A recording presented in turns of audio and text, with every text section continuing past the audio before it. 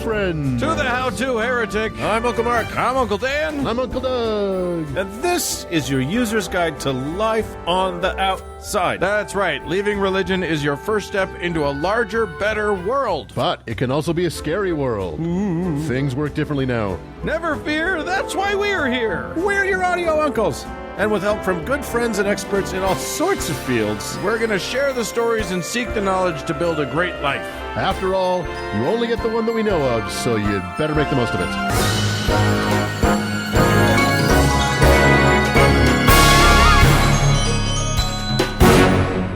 Well, dearest Uncle Hello. people. Hello. Yes. Hello again. Here we are, episode 117 in a string of 117. Exactly.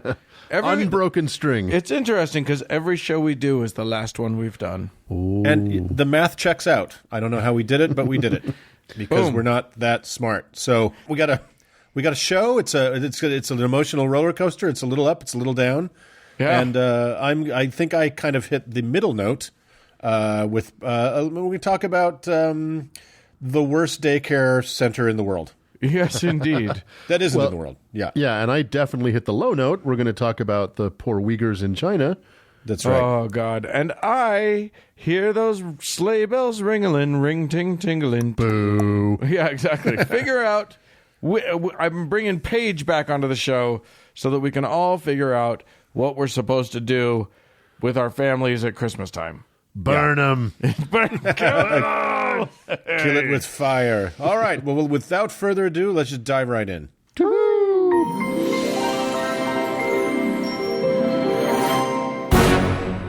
Hey, Uncle Doug. Uncle Dan, I don't know. do you ever feel stuck? I just did. Just right there. I just thought, I might just quit the show. I got nothing to say. That was like a diver running to the end of the diving board and not realizing they don't know what they're about to do next. Right. Springing into the air. I'm like a child who starts a joke that has no end to it. Yeah. I'm a big lover of improvisational diving, by the way. I think that's really...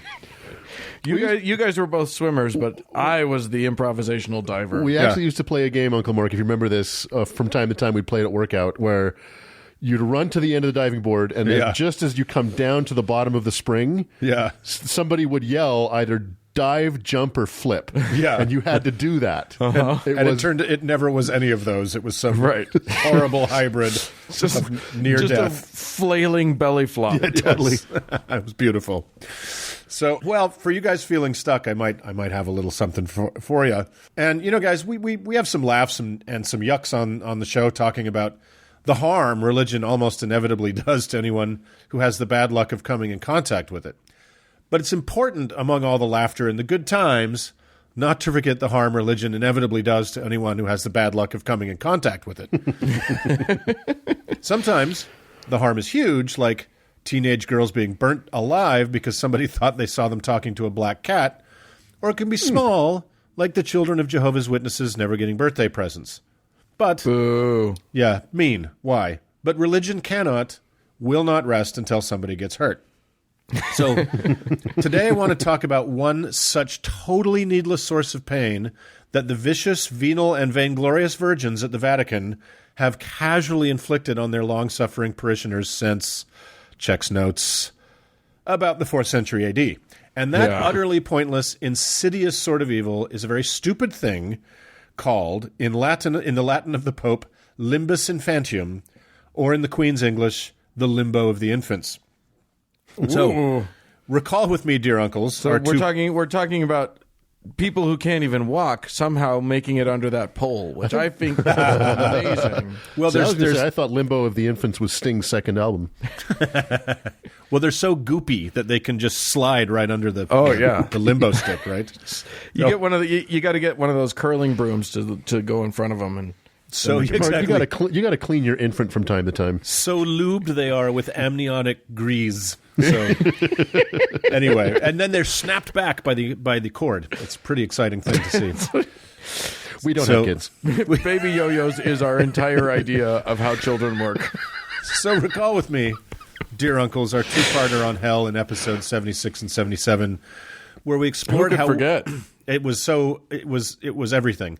We explored how what we all think of as the Christian canonical idea of canonical. Yeah, that's better. Bananical idea of hell is not really canonical at all. And in fact, more than most things Christian, is a blatantly stitched together scarecrow of other cultures' older ideas by horrible bastards like Augustine of Hippo in order to scare the masses shitless and force them to conform to his beloved church and himself. Well, the limbo of the infants is another part of that ghastly after-factory retrofit for terrorizing the commoners. Now, so we're clear, the limbo of the infants is not to be confused with the limbo of the patriarchs, which we can talk about in full another time, but in brief, that limbo is the one where all the, air quotes, good guys of the Old Testament went to be in more of a simmer rather than a full boil of hell for hundreds of years, until Jesus was born, got his unkillable ass crucified, and played dead for 3 whole days, during which he flew down to hell to release, and I cannot stress this enough, the good guys of the Old Testament from the antechamber of hell where they had been chafing for centuries until he came to free them.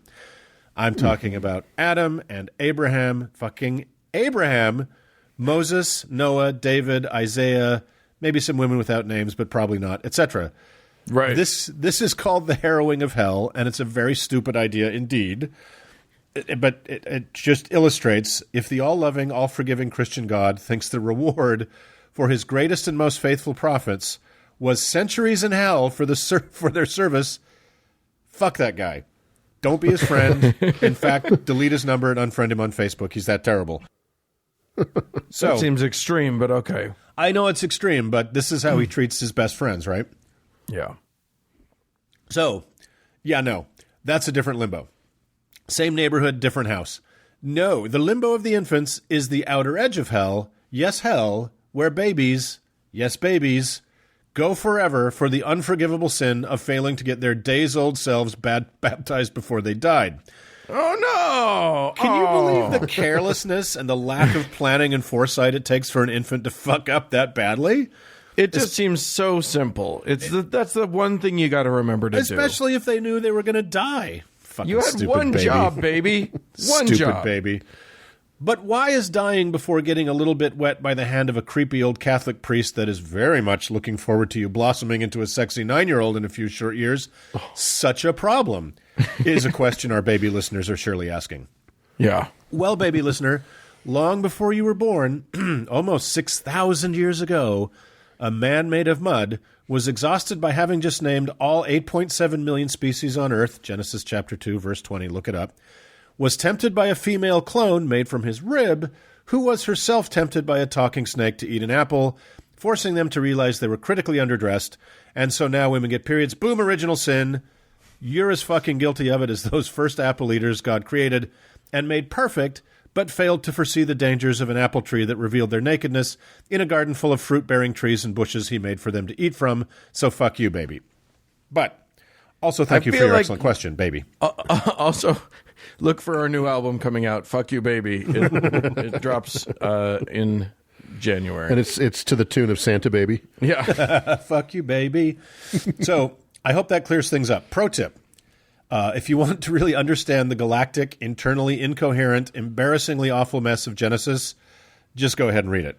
Or you could listen to Dan's sandblasting of Genesis 1 and 2 in episode 65 of our show, and then just search for more segments on Genesis. It's one of our most favorite punching bags. It's too easy.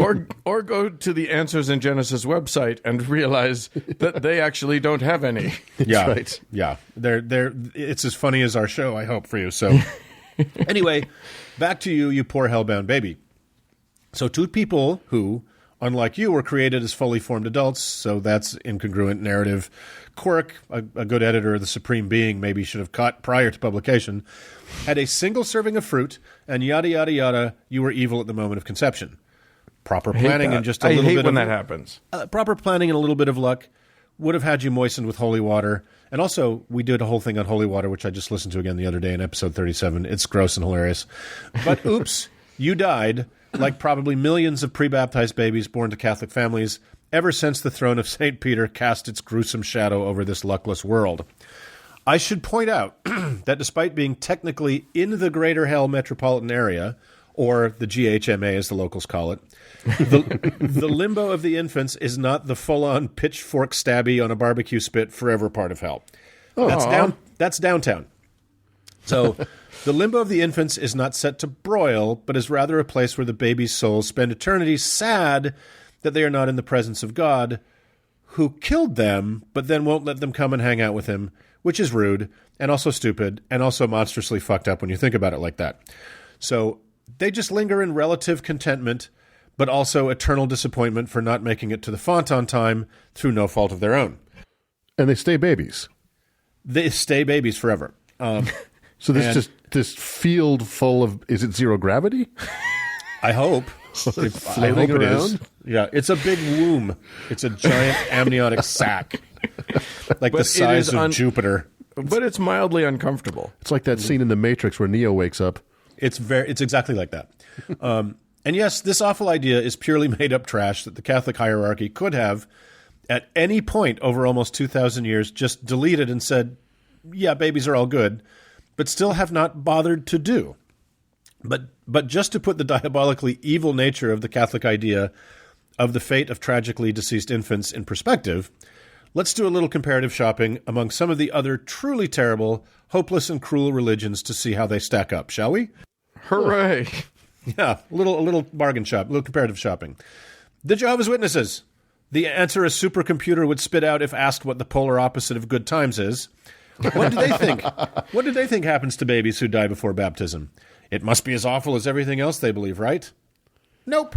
For them, deceased babies just go into power saver mode until Judgment Day, upon which they're received with the sheep into the presence of God. So lucky baby. Aww. All right. So the answer is murder the babies, and then everybody gets to go to heaven. I think that's what I'm driving at here, right? Yeah.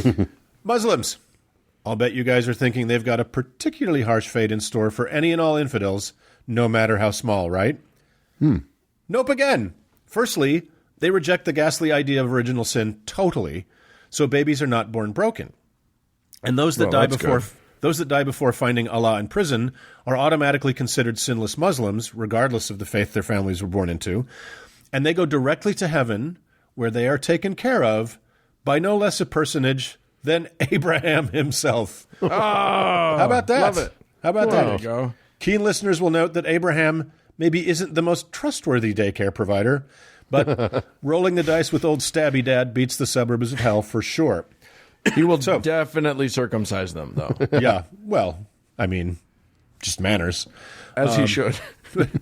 What about the Mormons? They're no goddamn fun, as we three can definitely confirm. What eternal vanilla torment do they have for the pre-baptized, post-deceased in your life? Something truly dreadful, right? Wrong! Gods, you guys. Children who die before their baptism at age 8 become gods of their own fucking planets forever and ever. Mormons are the best. I would love it if they stayed babies, though. Yeah, no, the Mormon thing is, you say they become gods, but they have to get married first, even though they never actually got to be grown-ups on Earth. They eventually have to be grown-ups in the afterlife and take themselves a spouse. It's like a show on CBS, Baby God. Coming Fridays. Technicality. Hi to Collab 5. I want to know how the God of the Bible isn't baby God. He's an infant. Yeah, he's a total infant.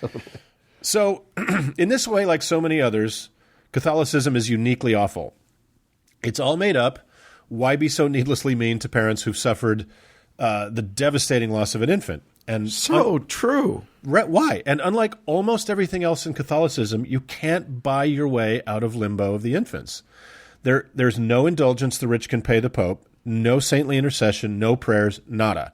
Your baby is essentially in hell, albeit the nicest part of hell, forever, and that's just tough shit.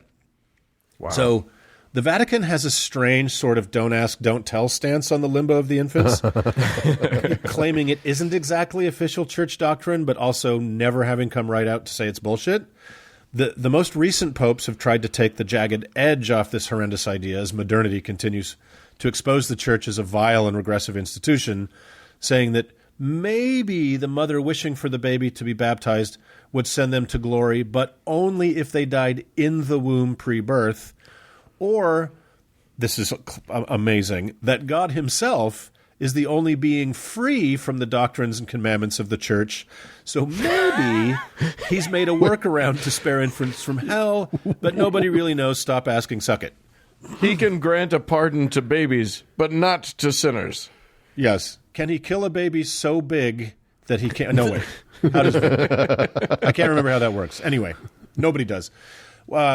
When the person who is absolutely not Emperor Palpatine, but you've never seen them in the same room at the same time, Pope Benedict XVI, authorized a very tepid, non-committal church conclusion on their non-official but never disavowed policy of the limbo of the infants, the New York Times gushingly reported, Vatican City, Pope closes limbo, when in fact he did no such thing. Right. Yeah, that was in 2009. But wouldn't it be great if then he got so much good publicity from that he just started going on a like closing spree and started, you know what? Fuck it. We're not going to do hell anymore either. Fuck it. You know what? It's all good. Priest, you can get married. That's right. Dan, I am touched by your faith in Pope Benedict XVI, but yes, maybe one day. Cardinal Ratzinger was definitely the guy that was going to do that for sure. Ironically, most children named Dan have been touched by the Pope himself. Anywho, quick aside, Pope Benedict XVI, formerly Joseph Ratzinger, as Dan said, also formerly a Pope, as he is now a very unusual retired Pope Emeritus.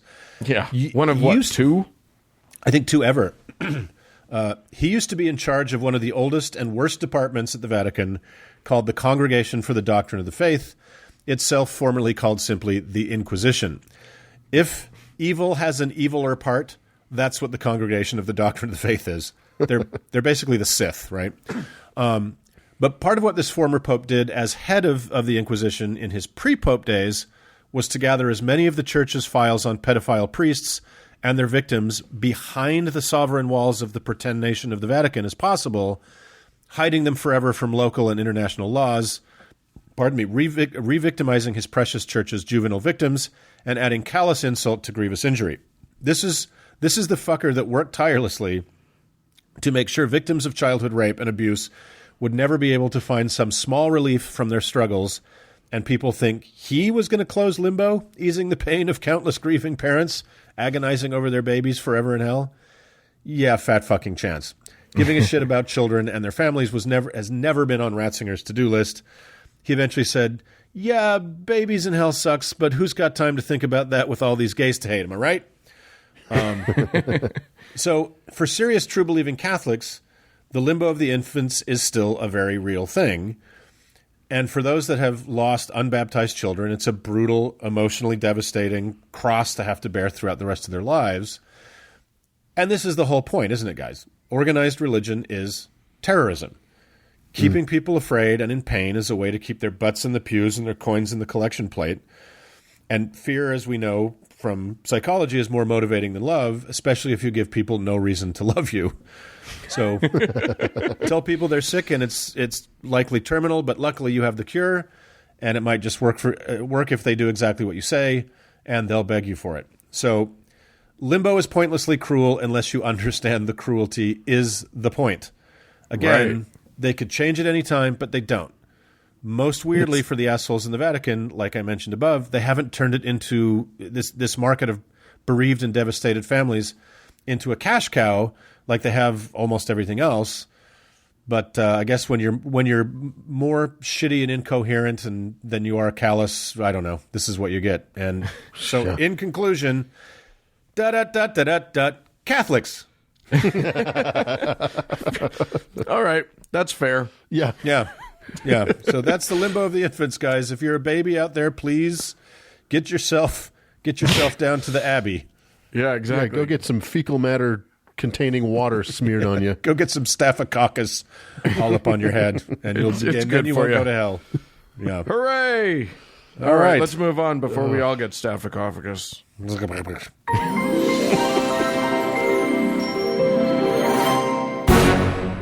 Uncle Dan.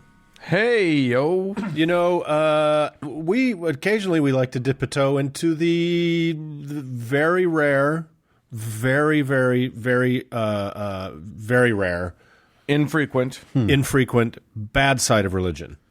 Yeah, it's almost like it's shocking to learn that it even could happen, but every now and then there's a bit of nastiness out there in the world, and it can happen with tiny little enclaves of religions that you don't even know exist. Yeah, so I think Uncle Doug has an exciting new oppression expression for us this week, huh? I do, and I'm going to throw a little bit of a curveball in which an atheist regime is stomping on the throat of a religious group.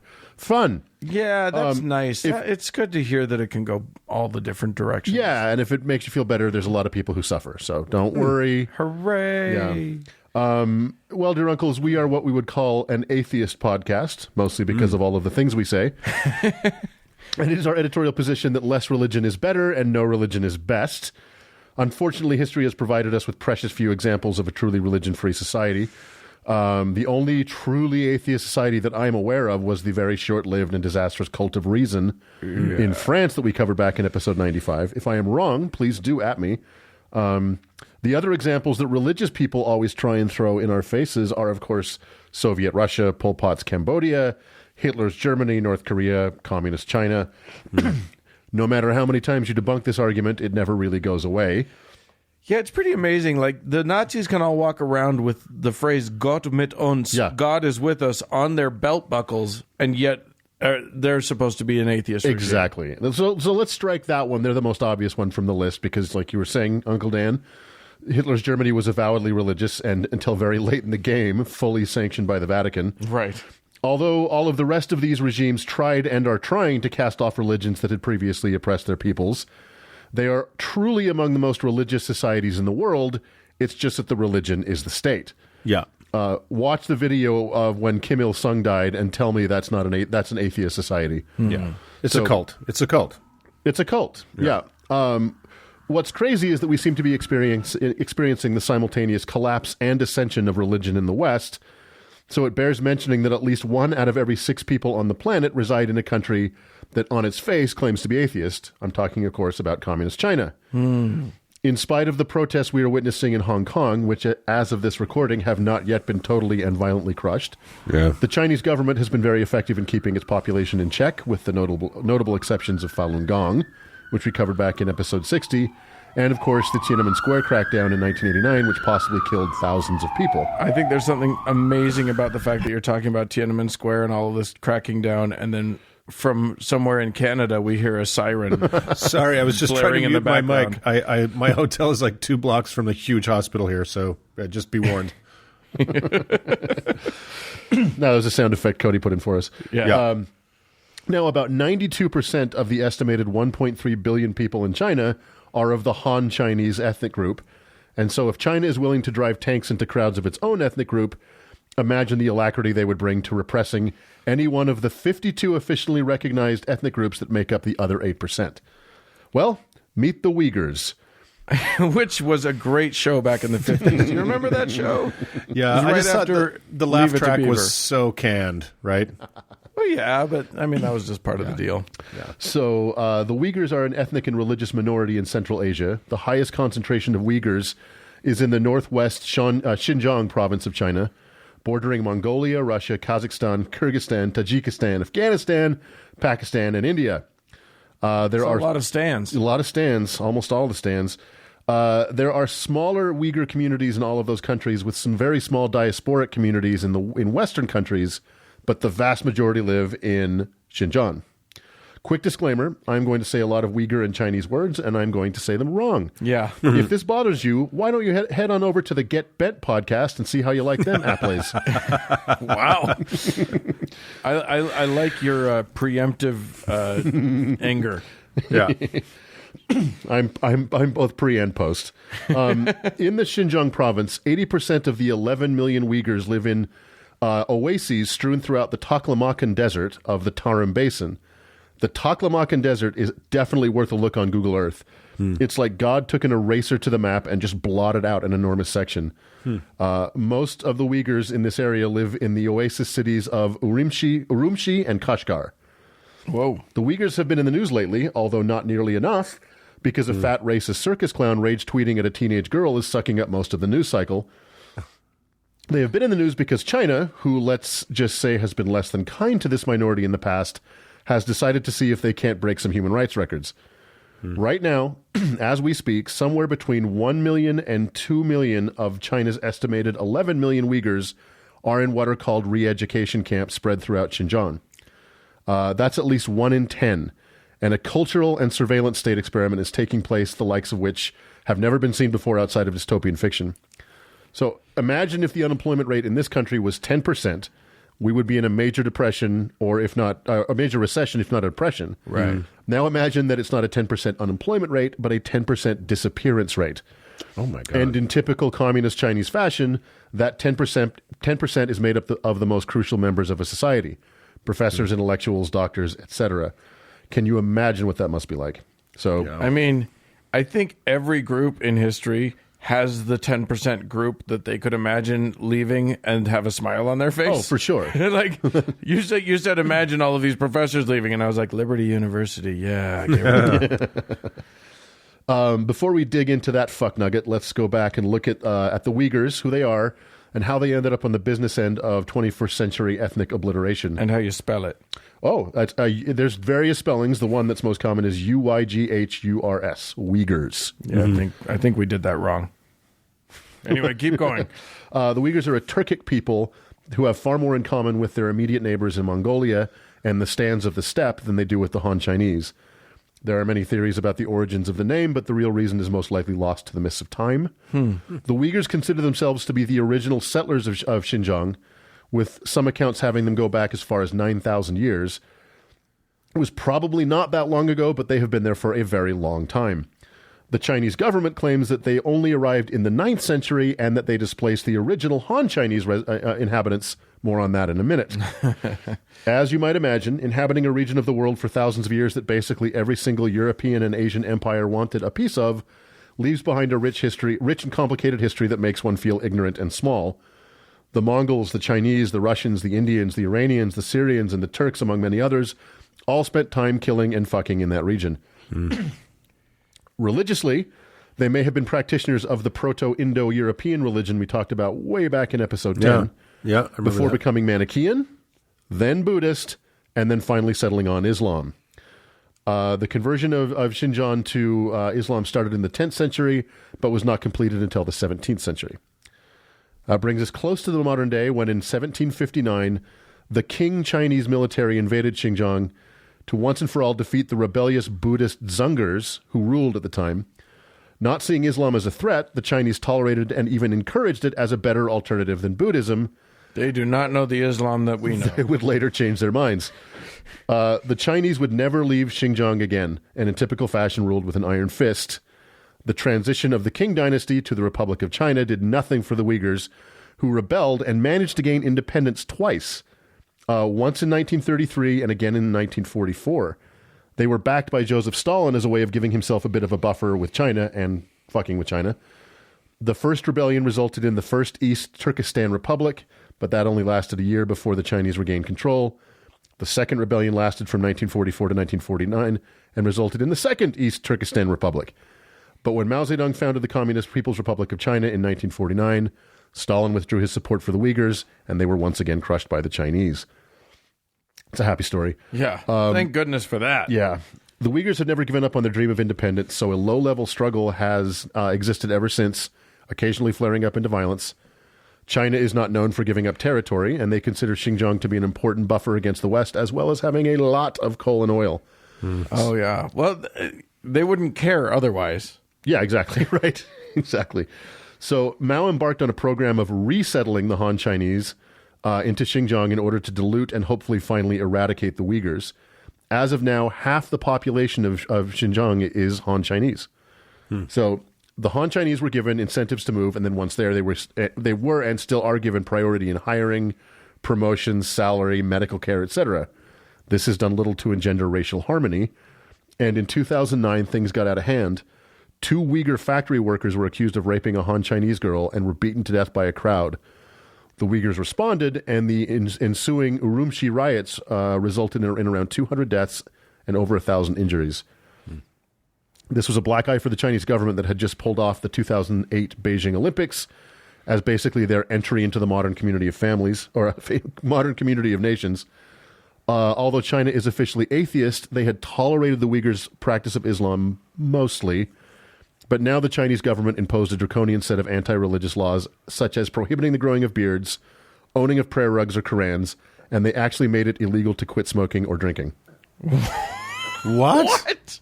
Yeah. Holy shit, that is awesome. Meaning, are just, if you're going to fuck with a community of people, go hard. Go hard or go home. Meaning you have to smoke and drink, or you I don't know how if you do, you can't stop. If you start, that's it. That's your life from now on. I couldn't find how they enforce that law, but they have Well, it. there's a long history of that kind of shit. Like when the English took over after Cromwell, when the English took over most of Ireland.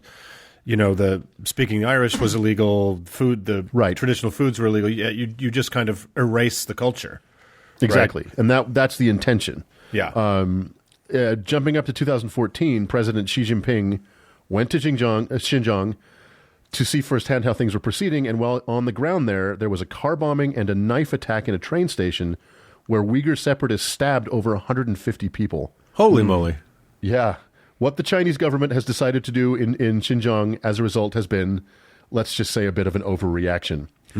Nothing like what is happening in Xinjiang has ever happened before in human history. A surveillance and internet state and internment state is being imposed on the Uyghur population that George Orwell could never have imagined. Most of this comes from the New York Times, who's been doing incredible reporting on this for several years.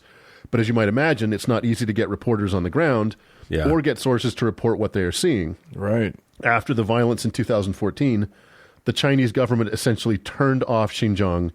It's nearly impossible to get in or out, and social media is not allowed. So then, just a few days ago... And everybody's just smoking and drunk. It's just a fucking wreck. Just a few days ago, someone much braver than me leaked nearly 400 pages of internal Chinese government documents detailing some of what's going on in Xinjiang. Basically, there are cameras everywhere with facial recognition software. Yeah. I mean, everywhere. At intersections, telephone poles, stores, mosques, subways, buses, etc.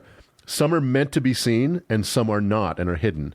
There is nowhere you can go in Xinjiang where you are not seen, recognized, or logged. And by the way, Xinjiang is 640,000 square miles, basically the same size as Alaska.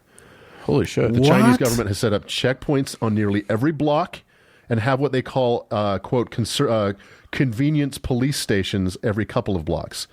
This is crazy. Uyghurs have to have their IDs scanned and are photographed anywhere they go, often several times. A couple years ago, all Uyghurs were required to report for mandatory medical examinations in which blood, saliva, hair, and biometric data were taken. All of this is going on to one huge database. And then there are the camps. Which, I mean, this is all, you're getting to the most horrific. It's all kind of horrific. But I do want to point out, what a great opportunity for us to study some people. We have all of their information. Yes. At some point, I'm sure scientists will learn a lot from this. Yes. What wonderful silver lining there to find, Dr. Mengele. Yeah. It will put medical research ahead years. Yes, exactly. In the camps, basically, anyone who has said anything negative about the government, has a criminal record, or is perceived to be sour on their current state of affairs has been swept up and interned in one of the many camps that have been built around the region in the last couple of years. Like I said at the beginning, there are currently between 1 to 2 million Uyghurs in these camps, and they are building more. Wow. The initial stint in one of these camps is 1 year, but this can be extended if one does not show proper re-education. This is fucked up. Or if one's family is not properly deferential. This includes family abroad. So if your relative is in a camp and you happen to live in the U.S., for example, the Chinese government is monitoring your social media, and if you say anything negative about the situation, they will add months to your relative's incarceration, and they may even sweep up more of your family. I mean, at this point, do you really even ever hope for getting out? Like, it seems like it would be foolhardy to even believe that you're ever going to leave that place. I agree. They've even produced pamphlets for people to use when talking to their children about why mommy or daddy has vanished. Oh my God. And the talking points are chilling. It starts off with some pretty anodyne things like they're off at school and they're being taken well taken care of. But if the child persists in asking questions, the talking points drop all pretense and pretty much tell the child, stop asking questions or mommy will never come home. Oh, my God. As you might imagine, the climate of fear this has produced is paralyzing. Mosques are closed, the streets are empty, and people are not even sure if they are being monitored and filmed in their own houses. What the Chinese government is doing with this database and what their long-term plans are for these camps is not known, but it cannot be good. It has been the long-stated goal of the Chinese government to go through sinicization with all of these ethnic groups. That is to say, the destruction of all non-Chinese cultural and religious practices and the full assimilation of non-Han Chinese ethnicities. But it was a really long-term plan. It seems that with the Uyghurs, they've decided to speed things up a bit. So all of this is to say that we may be witnessing the end of an ethnicity and a culture that goes back thousands of years. They are being eradicated because they are different, for sure, but mostly because they are Muslim. Yeah.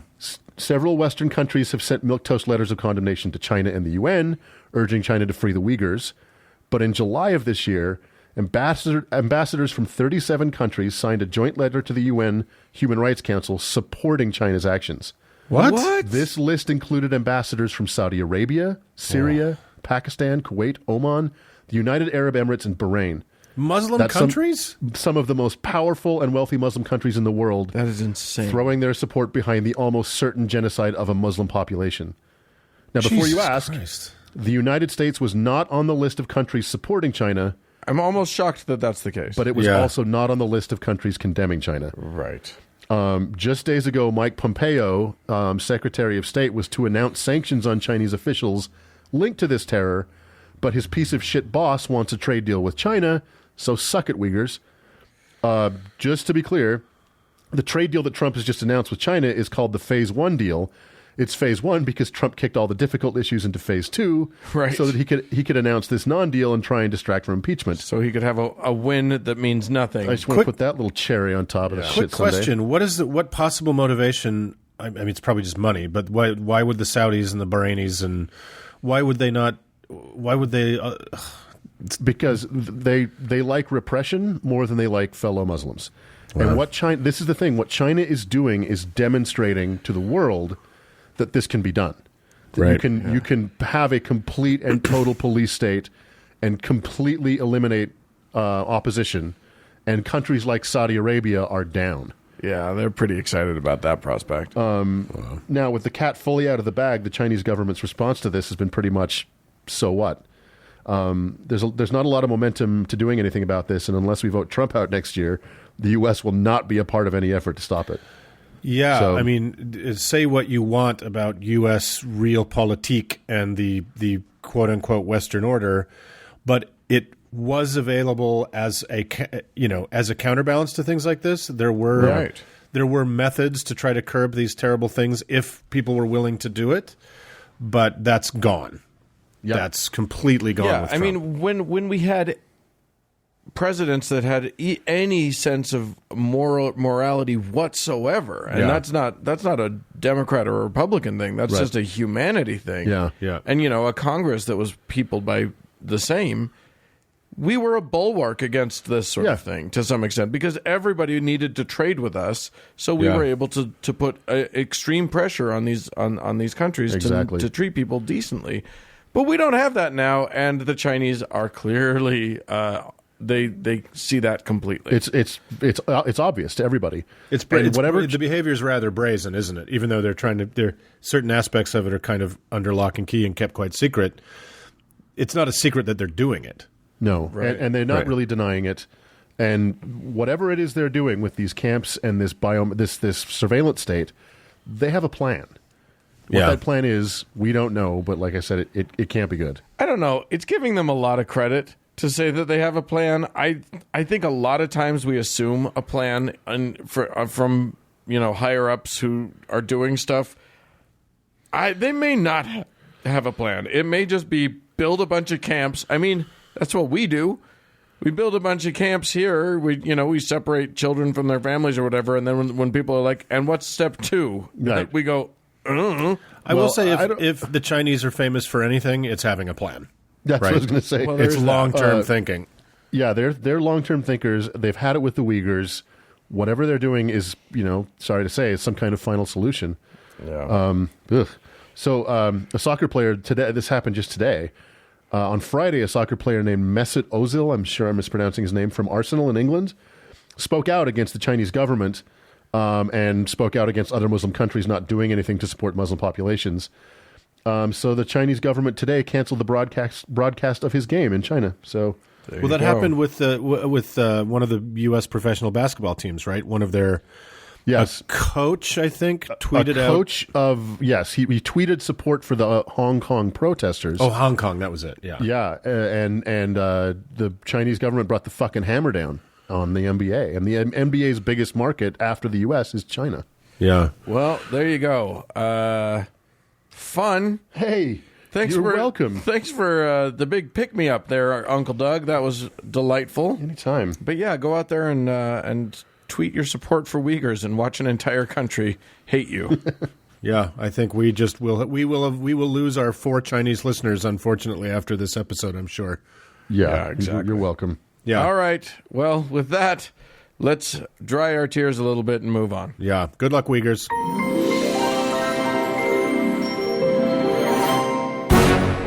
Gentlemen. Hello. Hi. Hi. How are you? Hi. Good. Good. How about you? I'm great. And you know what makes... You want to know why I'm great? The reason why I'm great is because we put a thing out into the world. We do. It's a thing that we put some effort into each week. Cut it out. Of varying degrees, yes. And various people listen to it and appreciate it. And some of those people have shown their appreciation in the special way that we like to call forking over some dash and for us. We love you for that. We don't do ads, and you must love that. So. Yeah, exactly. Yeah. It's a quid pro quo sort of situation, which I hear is the new hip thing to do. It's not, actually. You can quid or not quid for our quo anytime you want. But these people have decided to quid up, and we thank them. So some thanks are due to Annette and Brian, to Whitney, to Kelsey, to Jonathan, and Uncle Doug. Ooh. I need you to give a saint. Oh, boy. To Nat. Nat. Okay, Nat. Your saint is Saint Kiki of the Malaysian Peninsula. Saint Kinky. Yeah, Kinky's better. Let's go with Kinky. Saint Kinky. Saint Kinky is the patron saint of the month of May. Sexual inconsistencies, which is ironic for Saint Kinky. Yeah, exactly. And stadium fires. So they all go together. That's right. It all works together. These lot are special extra to us, and we thank you so much for your kind contributions to our efforts. Indeed. There are other ways to contribute, though. You can also just go to wherever it is that you're listening to this and just draw some stars in pen on the screen that you're using. Sharpie on the screen. That's how it works. Just festoon everything Uncle-like with 5 stars. Every screen in Trump's household has Sharpie on it. Yeah, it must be true. But also you can just click on whatever the thing is that says 5 stars. 5 or die, bitches. Yep, 5 or die. Let's move on.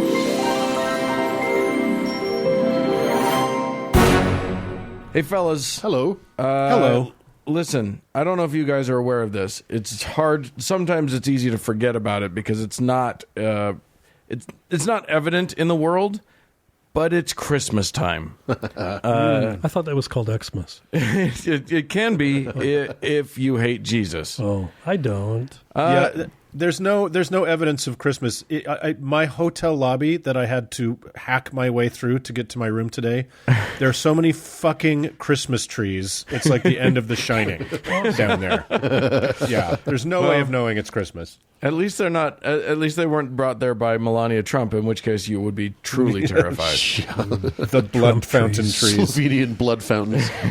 I don't hate Jesus either, and I actually had a discussion with some Christians the other day.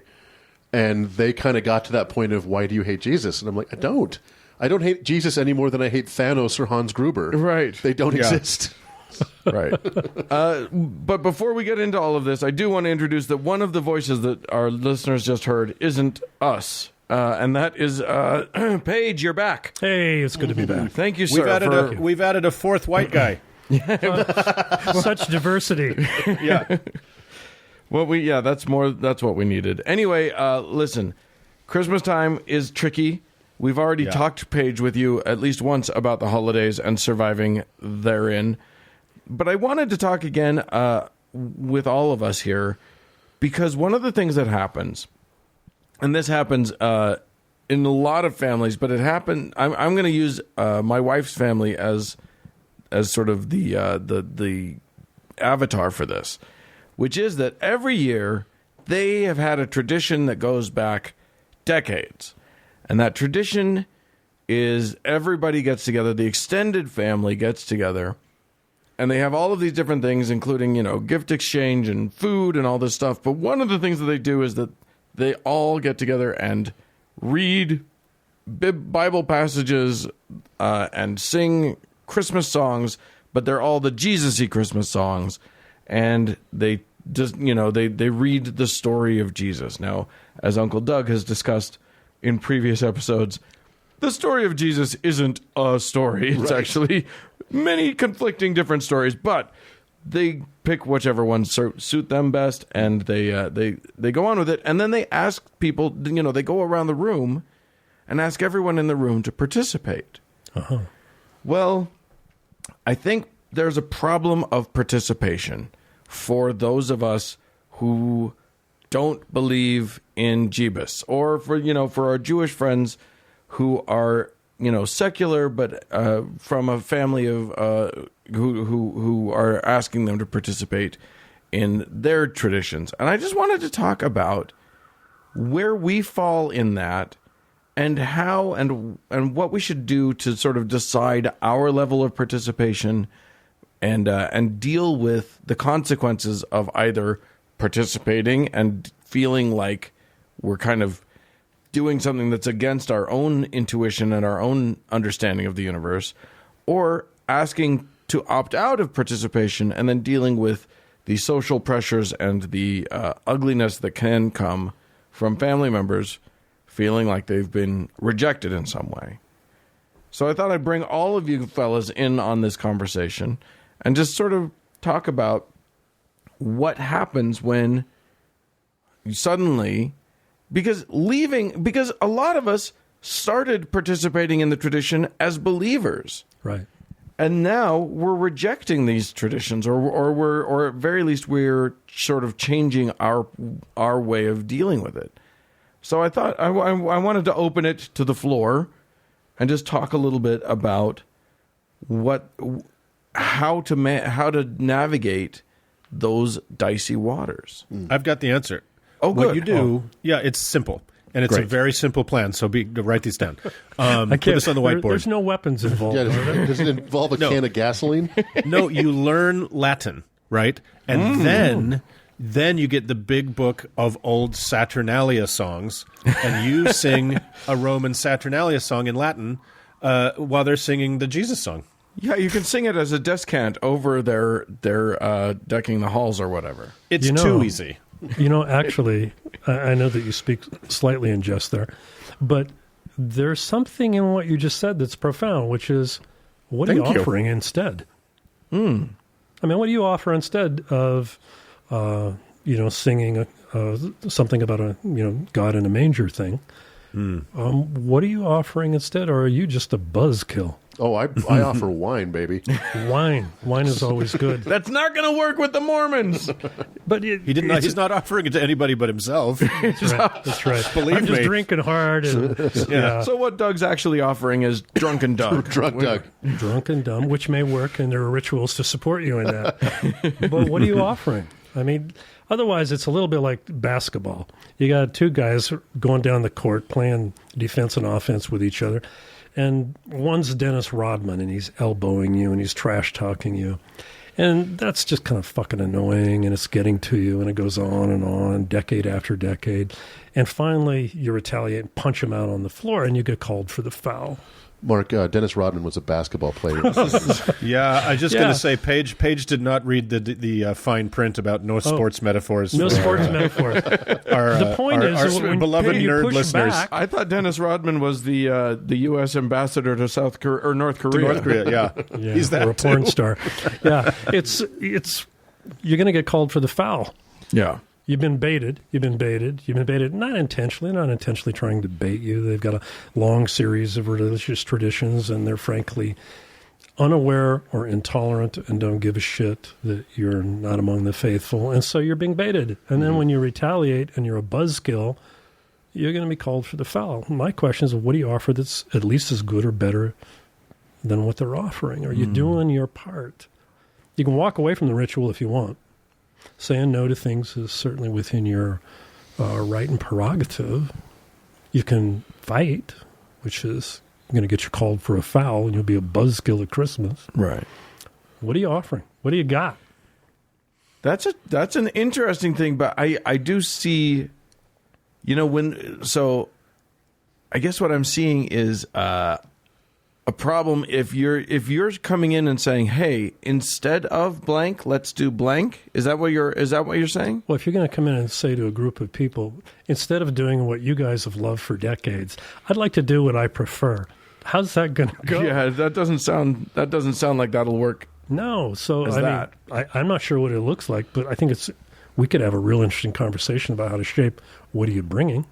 That is interesting. If you're bringing a no, I'm sorry, there's not a lot of life in no. Yeah. There's self-preservation. You get to preserve your dignity and non-belief or whatever. But there's no real vitality in that. What are you offering? And that would be interesting. Well, we talked a while back. We had a discussion about, one of the virtues of being an atheist is you can kind of do what you want. Yeah, such freedom. Yeah, it's freedom. And there are many atheists who love Christmas. And they love Christmas trees, and they love Christmas carols, and they don't even mind and we the say nativity. go for it. We're like, do it. Do your whatever thing. you want. Exactly. That's the greatest thing about being an atheist is having that freedom. Conversely, though, if you don't want any of that stuff in your life, you don't have to have it. Absolutely. But I think your point is very valid. If you're going to go home to your family, and that's what they're going to do, you have to make a choice probably before you even leave your house. Is like, I'm going to just put my head down and get through this, whatever. Or I'm going to blow it up. I'm going to ruin it for everybody. Or you can and blowing have fun. it up is an option. It's true. You can blow it up, but you're going to be a buzzkill. Yeah. But can you light it up? What do you got? What do you offer? Can I've shared this story on the show before, so I'll make it very brief. But years ago, when my husband and I first got together, and I'm a creative guy, he's a brilliantly creative guy too. We were going to his very conservative, rural Mormon Idaho family's Thanksgiving. And I was not exactly looking forward to it. But he came up with this idea that was so genius where we found a Woody from Toy Story piñata and covered it with black crepe paper. So we kind of made him into a pilgrim. And then we got... Okay, that's not where I thought that was going for a second. No, that was a different Thanksgiving that I don't talk about on the show. But we made him into a little pilgrim. Woody and Easter, okay? And we bought some horrible Native American, like the souvenir war bonnet and a tomahawk. And so after dinner, we said, okay, kids, let's go do the Thanksgiving piñata. And they got to bash this pilgrim to pieces with a tomahawk. Nice. I like it. And it turned into a riot. Like they had the most fun ever. And we were the heroes rather than the two weird gay dudes at Thanksgiving. Man, see, what are you bringing? You brought joy. Yeah. You didn't bring a buzzkill. You got to play with the ritual, the tradition, and you improved it. And his nephews who are now, this was 20 years ago, his nephews are still talking about it. Yeah. So it's pretty awesome. You really brought your best game, didn't you? I love that. Did. I love the idea of, so like for instance, with my wife's family tradition of reading all that stuff. Yeah, I mean, we come in and instead of saying, we sing along with some of the hymns, and we respectfully decline to read the story or whatever. And we're not even asked anymore because now it's the young people that are all reading the story, and we're old as shit, and then we're not even invited to that. And bitter and angry. Right? Yeah, exactly. But I love the idea of not saying no, I won't participate, but saying you guys go ahead and do that, and when you're done, guess what we've got for you. Hey. Yeah. There's something just gorgeous about that. We don't have to be buzzkills. No. Right. Well, in my case and Uncle Mark's case, there were, after we left the church for a period of time, we would go to our family home for Christmas, speaking specifically about Christmas. And it got to the point where we couldn't anymore. And it wasn't just, and it's a little outside the bounds of this conversation, but it's like, okay, I can put up with the tree. I can put up with these traditions because they existed before. They are what they are. It's fine. But it was the politics. Always politics, aggressive politics. And the choice was like, I cannot put up with. Either I don't come or we're going to have a fight. Those are the only options. So we stopped going. You didn't want to do Festivus. Let's air our grievances in our politics, right? Yeah, our dad was a former policeman, so the feats of strength we didn't always win. Yeah, I like. What's your game? What are you bringing? You guys just identify what you want to add. I mean, traditions are modified anyway. Yeah, why not be a part of the process? I mean, what have you got? Right, bring the Thanksgiving piñata. Like, I love that. Just throw a curveball, and I agree with you, Paige. Like, there are toxic families where you just can't make it work. So the best thing to do is just stay the fuck away, right? But you have to say no to something in this life, right? Yeah, right. I mean, seriously, you got to have priorities about how you spend your life's energy. If you're going and every Sunday dinner is a tribunal of Donald Trump or whatever, I'm sorry, they're the buzzkill. Yeah. My life's energy is not available to vampires. Right. If Sure. you're a vampire, and it's up to me to decide if you are, not you. Right. I get to say no. Yeah. Setting limits is part of what you're talking about with the holidays. Some of you are so dynamic, so wonderful. Everybody's inviting you. They just can't get enough of you. There's too many parties. I don't have that problem. But if you do, you're going to have to prioritize. You're going to have to say no to some things and yes to other things. Right. It'll be according to your values no matter what you do, or you're going to sit there and sulk. Mm-hmm. But if your family's toxic and you have to avoid them, that's if they're vampires. There's that. But if they're like Andrea's family, who do love her and aren't entirely toxic, I think love tradition. You don't need to spoil their fun. You can add to it in a different way. Right. Yeah. I think that's really great. But to Doug's point, I also think that there's value in going to your family before the event and just saying, look, there's one aspect of this event that ruins it for me, and I can't come if that's going to happen. You're talking about communicating with people? It does seem like that might be a thing. That's beforehand bullshit. In collaborative ways as opposed to combat during the event. Yeah, God, I think you're onto something. Yeah, it just seems like and maybe they say no. Maybe they say, well, politics is our favorite time of the holidays, and then you just say, okay, well then I can't show up. But it does seem like if you can get buy-in before the event, then, as you say, the combat doesn't. Then you're not in the heat of it. Yeah. When you're trying to opt out, you can just if someone does sort of break the compact and say blah, blah, blah, about Trump's going to save the country or whatever they're going to say. He's not. You're going to you can say, you know what? I thought we had an agreement. Let's just steer away from that. Let's steer back to the joys that the fun that we've been having, and we can have we can have a discussion on one of the other two topics of conversation that you're comfortable talking about. Sure, yeah, and you're not the only one that's uncomfortable. Right. It's not like the entire family system is reveling in the, politically divisive conversation. There's allies there, and maybe you can join with them.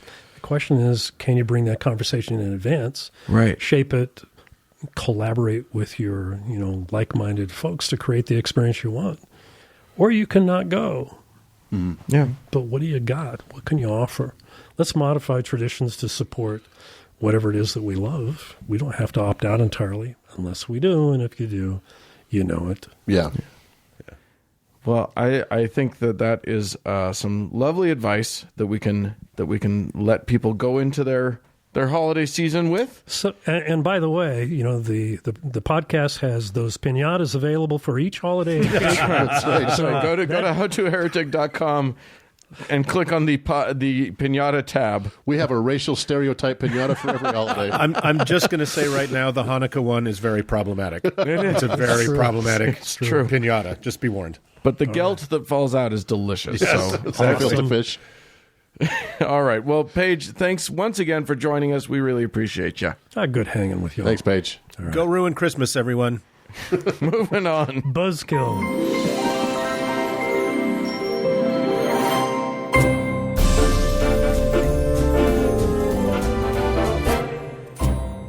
Well, friends, that's it for this week's emotional show. Oh, hey, we'd love to hear from you. If your sleigh bells are jingling, send us an email, howto@howtoheretic.com. Or if you are a greasy, weird little baby limbo champion, why don't you tell us about it on at our voicemail at 903-88-HOW-TO, which is 903-884-6986.